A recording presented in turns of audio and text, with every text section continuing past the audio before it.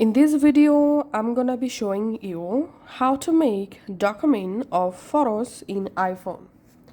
All you have to need, open the Photos app, tap on select. Now select those photos you want to make a document from. So as you can see, I selected total 5 photos. Now tap the share at the bottom left and here scroll up and tap on print.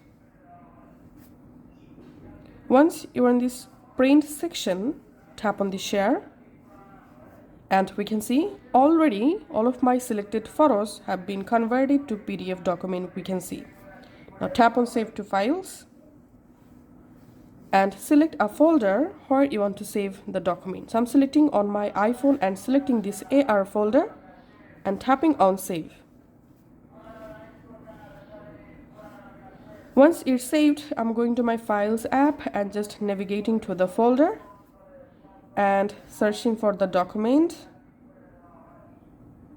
Here we can see the document. Let's open the document and we can see the document or PDF created with my selected 5 photos. So that's how you can actually do it. Thanks for watching.